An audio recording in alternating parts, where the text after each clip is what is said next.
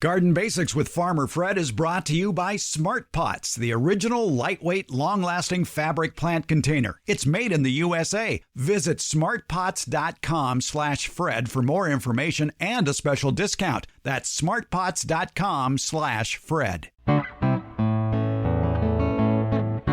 Welcome to the Garden Basics with Farmer Fred podcast. If you're just a beginning gardener or you want good gardening information, well, you've come to the right spot.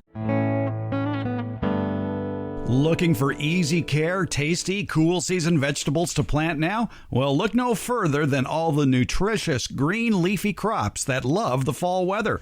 Today, we're talking the basics for growing lettuce, spinach, chard, cabbage, Chinese greens, and kale with great growing advice from a master gardener and a vegetable expert. And we're introducing a new segment to the show, Fabulous Fruit Friday. We'll be showcasing each Friday a tasty variety of fruit that you'll be able to grow in your own yard, and that fruit's going to have a taste that beats anything found in a grocery store. Plus, tips for growing your backyard orchard. We'll be talking with fruit tree expert Ed Livo from tomorrowsharvest.com. And we're going to do it all in under 30 minutes. Welcome to fall. Welcome to Garden Basics with Farmer Fred. Let's get started. Do you want your family to eat healthy year-round? Well, you know that the healthiest, freshest foods are the fruits and vegetables that you grow yourself. And in many areas of the West and the South, basically USDA Zones 7, 8, and 9, the 365-day vegetable garden is easy to achieve. And now is the time for getting those transplants and maybe even some seeds for your vegetables that your family will enjoy all fall and winter and maybe even into next spring if the weather cooperates. We're talking with Sacramento County Master Gardener and Vegetable Expert Gail Pothauer. And Gail, there's a lot of easy vegetables one can grow this time of year. And what's nice, when you grow them this time of year, you don't have to worry too much about irrigation if you get regular rain. And you don't have to worry too much about it overtaking your garden because most of them are well-mannered. Absolutely. And that's something I always look forward to after I am tired of a lot of heat during the summer and my summer crops are looking pretty ragged, is taking them out, kind of replenish the soil a bit, put in a little compost and some fertilizer, and then start my cool season crops, which we can do late summer, early fall. And they like to grow when the soil is still warm, and in the late summer, early fall, the soil is still warm. And then they mature when it's in the cooler part of the year. So either November, December, if it's a shorter harvest time for that particular crop, or some of them over winter, and we can harvest them here in the Sacramento area late winter, early spring. And what's nice is a lot of the cool season vegetables we're going to be talking about mature rather quickly, 40, 50, 60 days. So in 2 months' time, you can actually be growing a fairly substantial garden. And even if you live in a colder climate, if you have a cold frame, that's a great way to go. It's a raised bed with wood sides that have a translucent top that's hinged. It can be made out of glass. It's angled. Angled, right, facing south. Glass, polyethylene, fiberglass. It's an instant cold frame for your winter vegetables from protection from low temperatures, or maybe in our case, protection from heavy wind or rain if it gets to be a downpour. And what I do with my cold frame, I will usually plant my lettuce in a cold frame because we can get some pretty cold temperatures in the wintertime, and then I can give them that added protection by closing the lid. But then I also, when I have it open during the day, I stretch a piece of screen across to keep insects out. Because some of the cool season crops are magnets for loopers and other caterpillars that will eat the foliage, and aphids and things like that. So I use mine two ways, as a frost protection or cold protection, and then also with the lid up, but screen across for insect protection. Well, that's a good idea, too. But what's nice, too, is that a lot of insects take the winter off. But still, yes, there are aphids. There's not usually as many whiteflies as usual. But, yeah, I have been seeing that cabbage looper moth flitting around the yard. So I know the eggs are getting laid. Yeah, so there's the cabbage looper that does get on quite a few of the cool season crops. The imported cabbage worm tends to stick to brassicas, which are in the cabbage family. kale and broccoli and cauliflower and those sorts of things. And the butterfly is flitting around now, laying her eggs on anything that her young would want to eat, and they can strip leaves pretty quickly. So having some kind of protection for especially the brassicas, if you're going to grow mustards or kale or broccoli, even radishes, they're in the same family, is having some sort of protection to keep her from laying eggs and other insects from coming on. And so you can use floating row cover, which is pretty lightweight. You could actually lay it right over the young plants. Or what I like to do is use PVC pipe and make hoops over my raised bed, and then I can support the Agribon, the floating row cover, over that. So it gives it more of a tunnel effect rather than just laying right on it.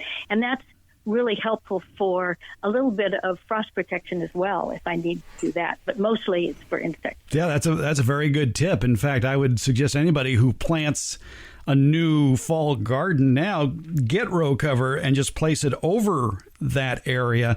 It might even save it from snails. Right. And then what I also use the floating row cover for, if I have an old piece that maybe has seen a better day, is when I'm planting something like carrots or beets that take a while to germinate and the soil needs to be kind of consistently moist so that they'll germinate. I will lay a piece of that floating row cover down on top of the soil and wet that. And then that tends to keep the soil a little moister. It doesn't dry out quite so quickly. Now the question for gardeners is, do you start from seed or do you go to the nursery and buy transplants? And I think if you're a beginning gardener, the easiest thing to do is go buy transplants, because sometimes some of these seeds can be a little tricky to germinate. That's quite true. Some things you need to give them kind of a treatment, a soaking treatment, or a little scarification where you'll nick it in order for it to hydrate better. But some of the cool season crops are a little bit tricky to germinate. A lettuce is one. I can grow a lot of things from seed. I have a greenhouse and all that. I cannot get lettuce to germinate. I'm on my third bout right now trying to germinate a six-pack of lettuce. So it can be a little tricky. Carrots take a long time to germinate. You would typically grow carrots from seed. You won't grow that from transplants. But for a beginner gardener, I would say, yes, go to a good nursery, get a six-pack of whatever it is you want to grow. Make sure that the plants are not too large for the container that it's in. It's not really a good idea to have plants that are root-bound, because some of the cool season crops get stressed if their roots get messed with or if they're too old when they go in. So if it's in a little 6-inch pot or a little six-pack, which the cells are pretty narrow, and it's a pretty tall plant, it's probably going to be root-bound. So look for smaller plants that look sturdy, look healthy, they're not yellow, and that wouldn't be root-bound. Don Shore from Redwood Barn Nursery in Davis gave us a good tip along that line, in that if you buy a six-pack and you know you're not going to be planting it that day, get yourself some 4-inch containers and a bag of potting soil and just transplant each of those out of the six-pack into its own 4-inch container with soil. And that way it'll become a stronger plant and it'll be ready for you and it'll be more vigorous for you when you go to plant it in a week or two. Yeah, that is a good tip. And that's actually what I do when I do start things from seed. I'll start them in a six-pack. So I have some cabbage and things right now that are in a six-pack. And I will take those out, put them in a 4-inch pot, let them continue to grow out, get stronger and, a little bit more mature. Not over mature, but get a little bit stronger before I actually put them into my garden. All right, let's start naming some names here for some cool season vegetables that one can plant now throughout a wide area of the United States. And let's start off with lettuce. Lettuce is easy to grow. It matures in 40 to 50 days. In fact, you can even snip it off when it's smaller or just harvest the outer leaves. And you can have a forever lettuce patch just about. The only thing I would suggest... Right. The only thing I would suggest, though, is that you buy loose leaf lettuce varieties and not the head lettuce varieties like iceberg. Correct. Iceberg tends to not do that well, at least in our climate. It's a longer growing season, and sometimes with our weather, the head doesn't really firm up like you would want it to, like the kind that you buy at the grocery store. So stick with romaines or butter lettuces, some of the loose leaf type. Those are the ones that you can harvest the outer leaves and have a continual harvest, or some of them, if you harvest the whole head, don't cut it clear to the soil level, but maybe leave an inch or two, and many varieties will kind of resprout so you can get another crop. But yeah, it's something that you can harvest for quite a long period of time. Some varieties don't like the heat, and so you do want to get varieties that will be maturing in the cool season, not in the, something would overwinter and it would be harvesting in late winter, early spring, because it's starting to get warm and the lettuce will have a tendency to bolt. So shoot for shorter season varieties, ones that are harvestable in 40, 50 days. Some of my favorite loose leaf lettuce varieties include Ruby, Bib, which is kind of a crunchy lettuce, Salad Bowl, Green Ice, and there's a fairly new one on the market that is very tasty called Salanova. I grow that almost every year. There's a Salanova red butter, there's a Salanova green butter, and then there's a couple of Salanovas that are more not oak leaf, but they're a little more, not frilly, I can't quite come up with the word, but the one I grow every year is Salanova red butter, and it is not only really attractive, but it's deep burgundy color. Butter lettuce is just kind of rounded leaves, but down in the heart, it's kind of a lime green color. And it's one of those that you can either harvest the whole head or just outside leaves, but it's very tasty. I grow that every year. I also like one called Pomegranate Crunch. It's a red romaine that has done really well for me. And Lola Rosa, it's kind of a loose leaf, frilly red in color. And then I have one that not only do I like to grow it, but I like to say it. It's Forellenschluss. It means speckled trout's back. I think it's Swiss or something like that. It's an heirloom romaine that's lime green color with kind of burgundy splashes on it. It does really well. Another easy to grow green, and it comes in some very dramatic colors, is Swiss chard. And it grows quite well in many climates. And there are varieties like Bright Lights that have these multicolored stems of red and yellow. They're just gorgeous. We grow Bright Lights not only in my garden, but at the Fair Oaks Horticulture Center that's maintained by the master gardeners. It is one we grow every year, and it is gorgeous. You'll have stems that are bright yellow or some that are orange or some that are red. Very easy to grow. It's also an All-America selection, so that means that it has been tested all throughout the country, and it grows well throughout the country. So everybody can grow it. It's also attractive. You can put it in your landscape or have it in a container. It's just a real beautiful plant, and in our climate, it will often overwinter and grow through the next summer. Another leafy green that, besides tasting good, is also very pretty, and that's kale. But there is a rather big difference between the ornamental kale that come in a wide variety of colors and just plain green kale, which I think is more edible. Right. The ornamental kale is ornamental. It's a little fibrous-y and tough, just like ornamental cabbage. I like to grow those in containers or in my landscape in the fall and winter. I won't eat them because they just aren't bred for eating. They're bred for being attractive. So some of the kales that I like are the lacinato, which is the dinosaur kale. And then Tuscan baby leaf, it's like a miniature lacinato. And I have had luck growing that actually through the summer by growing it in the shade in a container, and I can move it around.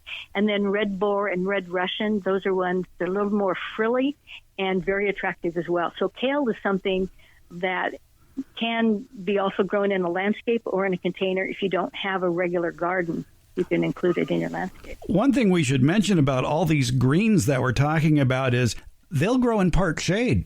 Oh, yes, very well. And most of them can grow in containers because they're more shallow-rooted typically than our summer crops. Tomatoes and peppers have a deeper root system. But most of the cool season vegetables can be grown in a container. Can't be too shallow, but doesn't need to be a great big half wine barrel or anything. It can grow in some smaller containers. We could talk about cabbage, and I'm thinking, well, how about Chinese cabbage? It's so tasty, and it, too, is very pretty. And of the Chinese cabbages, you got bok choy and pak choy and joy choy. It's a lot of varieties out there. Yeah, there's a lot of joy in that garden. That's right. Yeah, and actually we grew one at the Fair Oaks Horticulture Center last year. I think we're going it again this year. That happens to be an All-America selection. It's called Asian Delight Pak Choi. And it was a quick grower, and there were mini heads. So some of the Pak Choys and Bok Choy can get pretty tall. This was like 6 inches tall, and we harvested the whole head. And it grew quickly, and it didn't have a lot of pest problems like some of the other brassicas. And that might have been because it was such a quick grower. It wasn't in the garden over a long season. So maybe that's why it didn't have a lot of pest issues. But we were really impressed with it.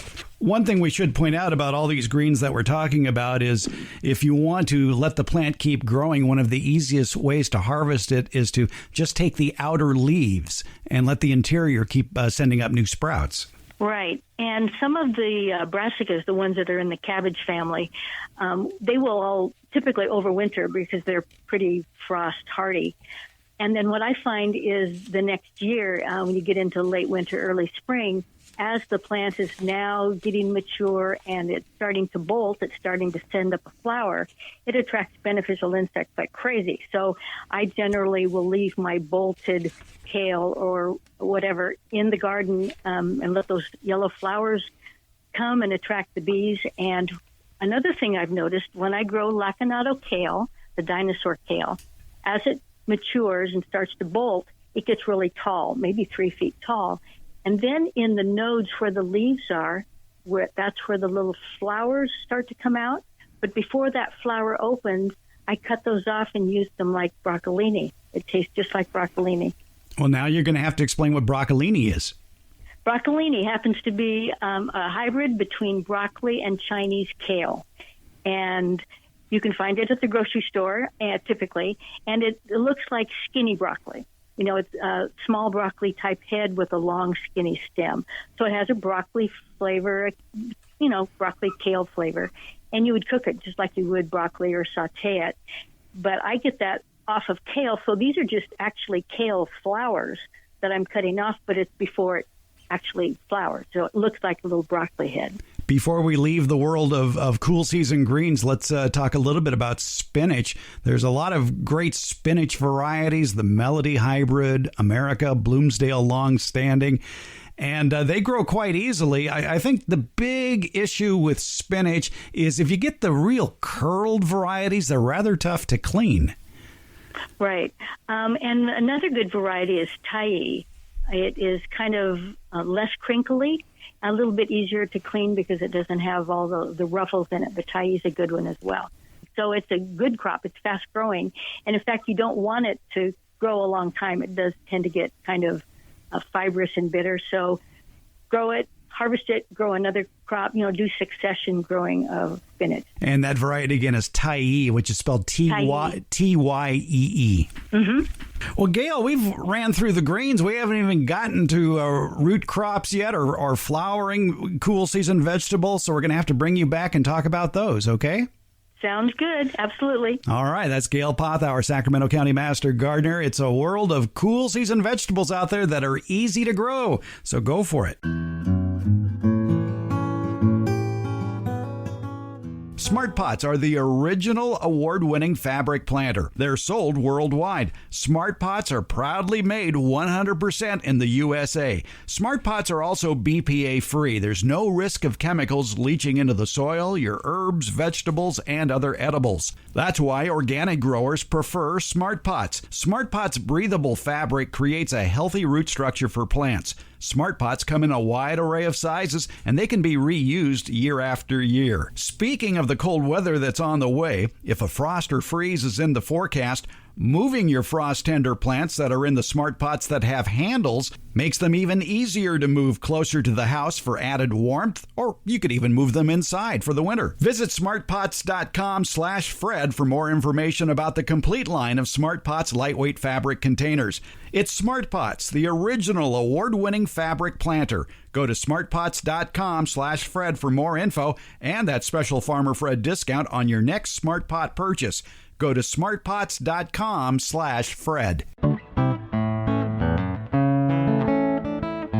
We're introducing a new segment here on the Garden Basics with Farmer Fred podcast. It'll be every Friday. We're calling it Fabulous Fruit Fridays. we're going to be highlighting a piece of fruit that's going to be so tasty, you'll want to grow one of those trees in your backyard for the coming season. And to bring us all the good news about all these great varieties is a guy I've known for about 25 years or so. He knows more about fruit trees than anybody I know. He has worked in the industry for years and years and years. Currently, he's with Burchell Nursery. They're the parent company of Tomorrow's Harvest. And we're going to be talking about some really great pieces of fruit, as well as sharing some of his long-held fruit tree growing advice that is going to make it ridiculously easy for you to grow fruit trees no matter the size of your yard.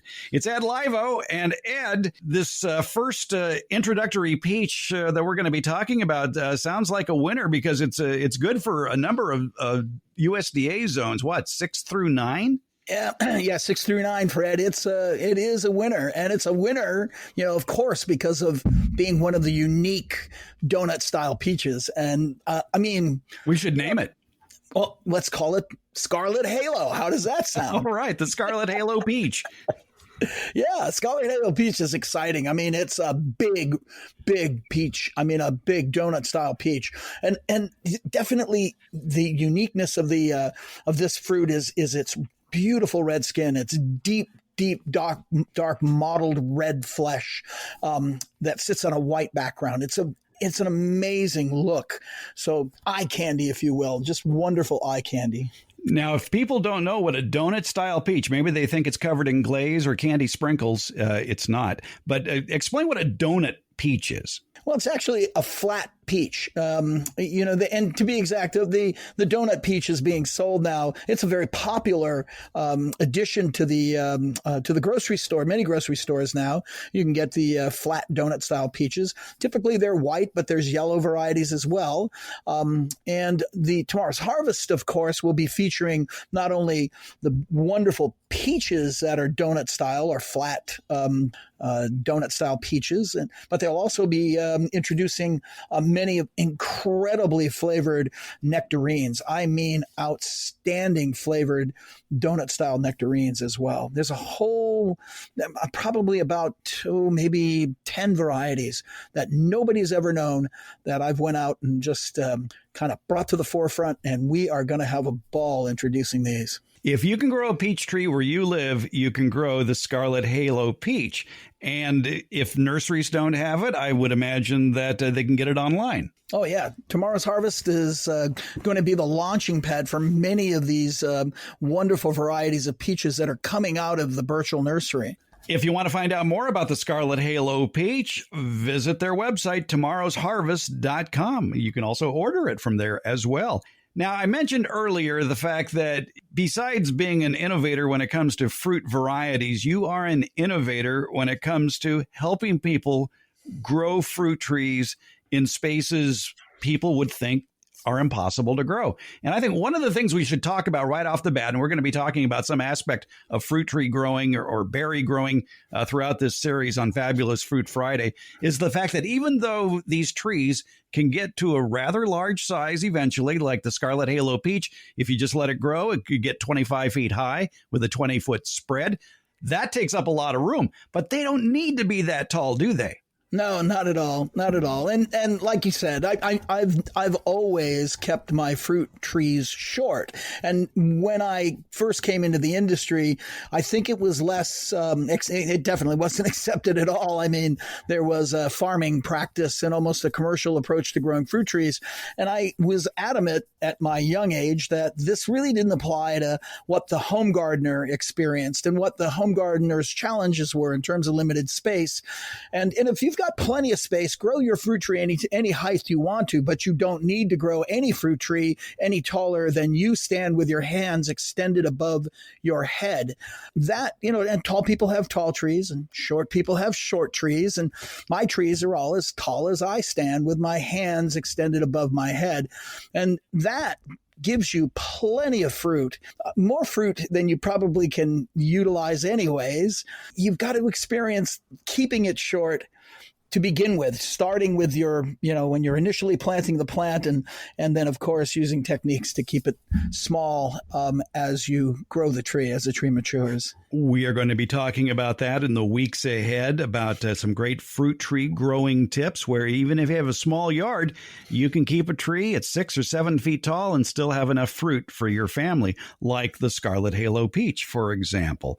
Ed Leiva, we're going to learn a lot on Fabulous Fruit Fridays. I'm looking forward to this. I am too, Fred. This is unique. It's Fabulous Fruit Fridays, brought to you by tomorrowsharvest.com. Check them out.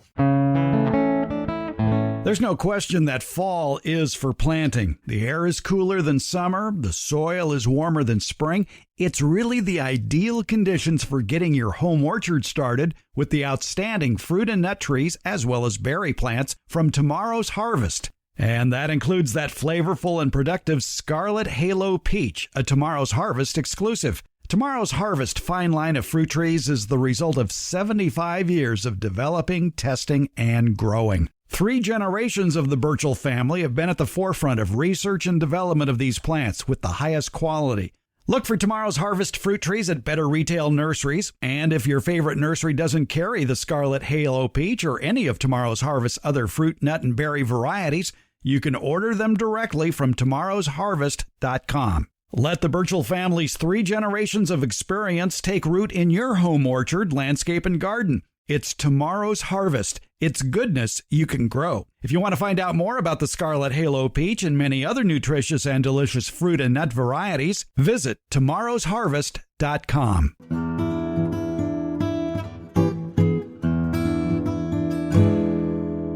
The Garden Basics with Farmer Fred podcast has a lot of information posted at each episode. Transcripts, links to any products or books mentioned during the show, and other helpful links for even more information. Plus, you can listen to just the portions of the show that interest you. It's been divided into easily accessible chapters. And you'll find more information about how to get in touch with us. We have links to all our social media outlets, including Facebook, Instagram, Twitter, and YouTube. Also, a link to the farmerfred.com website. That's where you can find out more information about the radio shows. You remember radio, right? Now, if the place where you access the podcast doesn't have that information, you can find it all at our home podcaster, Buzzsprout, buzzsprout.com. Just look for the Garden Basics with Farmer Fred podcast. You'll find a link to it in the show notes. Garden Basics comes out every Tuesday and Friday, and it's available just about anywhere podcasts are handed out, and that includes Apple Podcasts, Google Podcasts, iHeartRadio, Overcast, Spotify, Stitcher, TuneIn, and hey Alexa, play the Garden Basics with Farmer Fred podcast, would you please? Thank you for listening, subscribing, and leaving comments. We appreciate it.